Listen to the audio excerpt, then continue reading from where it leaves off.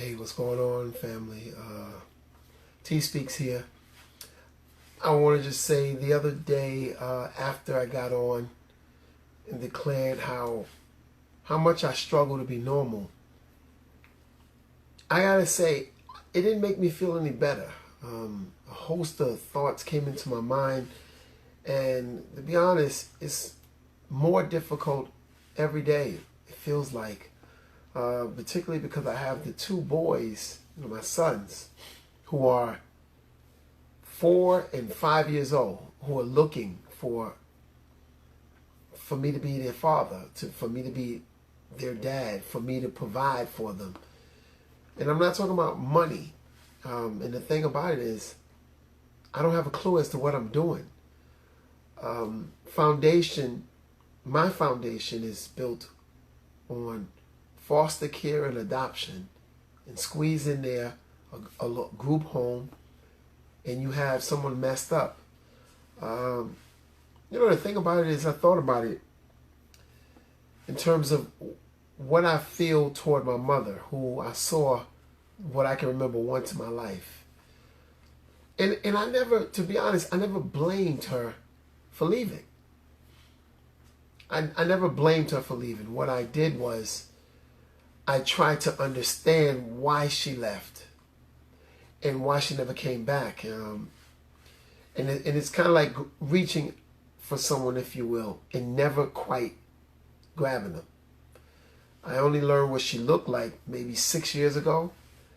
What I can piece together in terms of my life and maybe try to think like she thought, she probably thought it was better for me to be in foster care and to be adopted than to get what she had to offer me, which probably wasn't a lot, considering she had 4 kids and came from a small town down south, and moved up to the big city, fell for my dad, who came in and out of her life, impregnated her, leaving for a while. She had another baby, coming back, giving her me. And then she had another one after that. So out of 4 of us, only 2 of us have the same father. And I only learned that when I was 30. The person that knew it kept it from me all that time. And I can imagine that she probably thought when she came to visit, the 4 of us at the second foster family, that we were good and we were fine. But the truth of the matter is, I'm not going to say I was being brainwashed. I grew up poor in my mind. I grew up, and I remember being in grade school. I grew up in Harlem.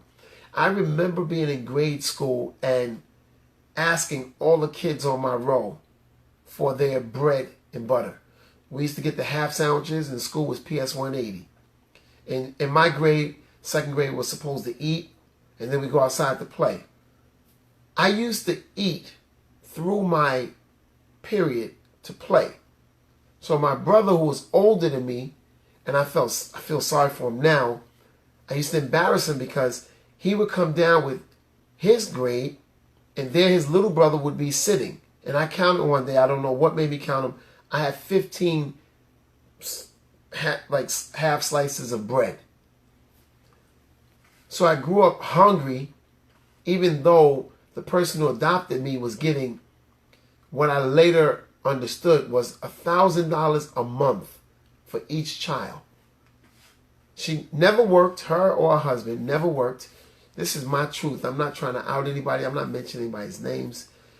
This is me struggling to be normal at this age and this stage of my life, because if I don't get it right, my sons are going to end up probably like me. And the funny part about me is, if you looked at me on the outside, if you looked at me when I'm traveling, you look at me when I'm speaking, it looks like I got it all together. But growing up broke, in my mind, picture a child growing up and wondering, where was his mother? Never being held. Literally, my earliest memory was sitting in the back of a car, double parked or sometimes parked in front of a bar, until me, my brother, and my sister slept while the person that adopted us went inside and got drunk almost to the point where they couldn't stand up. So I'm growing up hungry, and I remember I used to do this thing. I had this habit where whenever dinner was being served, I would always take my meat off of my plate and put it in my pocket and put it on the windowsill later and eat it at nighttime because I knew I was going to be hungry. It's the first time I'm telling this. What caused a child to do stuff like that? Like, what was being withheld from me to the point in food, to the point where I had to take my meat and put it on the windowsill for later and to ask all the kids in my row for their bread. And I got caught one night, and I think it was smothered chicken or something, and I was told to put it back on the table. But I was messed up. And see, like right now, I'm T Speaks. If you look at some of my other postings and you look at my pictures, I'm T Speaks, and I got a word for everybody. And God keeps telling me these things to tell people, and He gives me these teachings, and I have this wisdom, which is what He gives me, and I have knowledge, and I'm still struggling to be normal because I grew up like that. And I grew up wearing clothes that were holy. I remember going to my fake cousin's house and getting a bag of his old clothes in a paper bag, and I didn't know what it was till I put two and two together. It was receipts from the clothes that his mother had bought him over a period of time that my foster mother was given to the city to say that she bought them so she can get reimbursed. So I'm dressing like a homeless person, just about, with holes. I'm dressing with the stuff that you would throw away. I'm not eating and not being fed properly. I'm definitely not being loved. My father was somewhere when I was in Harlem. I didn't know where he was. My mother never came back. She came back once at about 9. And I looked her in her face. She came with all these toys, and I couldn't believe that she came to the door, and I held on to her, and I remembered her standing there, and I looked at her and I said, "Mommy, you coming back? You coming back?" And she said, "Yes." Now, I had left the living room at one point because we were, quote unquote, remanded to see her in the living room by my foster mother. And my foster mother, when I walked out the room, was waiting. And she got in my face and she told me what not to believe and what not to say. And then she told me, "That's not your last name, Massey." She got that out the gutter. How do you tell a child that? How do you tell a child that his last name is out the gutter? That his mother got his name out the gutter? My mother said that she was coming back. And I was about 8 or 9. She never came back. So I grew up poor in my mind, my clothes horrible, not having a foundation and not knowing who I was. People used to say, "Where are you from?" And I used to say in high school, "I'm from nowhere." Because I had no origin, no foundation. And and I see people posting now on the gram, and, "Oh, Grandma and my mother, I'm going to miss you. And my father passed away. He was X amount of years, and he lived." And I remember a man of God telling me not too many years ago, they lost their mother. And he looked at me and said, see, Tim, you'll never know what this feels like because you didn't have a mother. It blew my mind because I wanted to say, "You're right, my situation was worse than yours. And you lost your mother after having her for over 50 years. And you're falling apart. I never had my mother." But the worst part about it is, I never had the opportunity to cry or to mourn for my mother. No death, no burial, no gravesite, no flowers. Didn't even know where she got my last name from. I'm growing up like this and not knowing what is normal.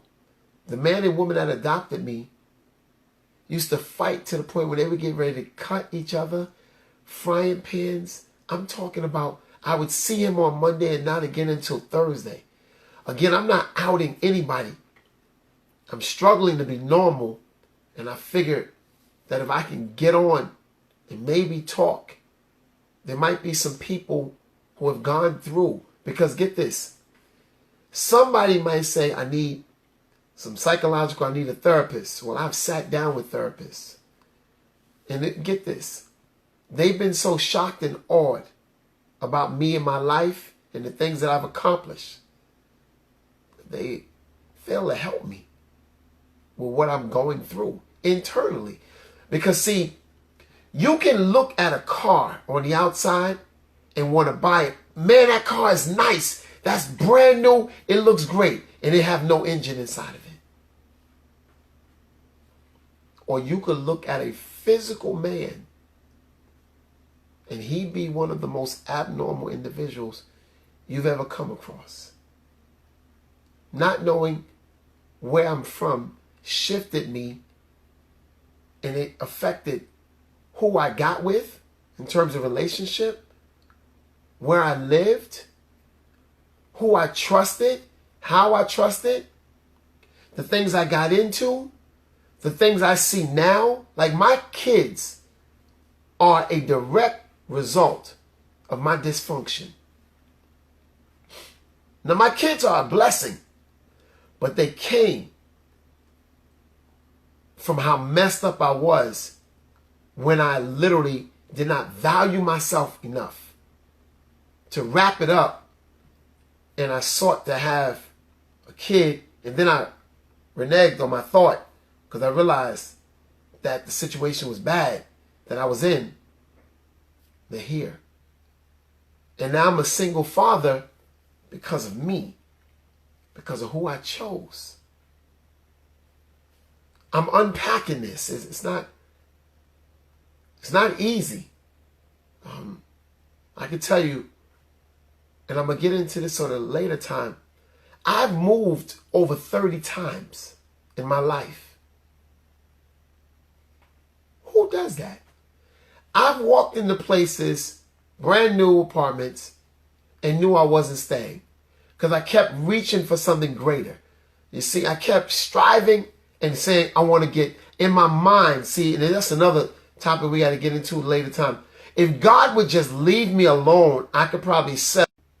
I could probably settle with going nowhere and doing nothing if he would leave me alone, but he won't.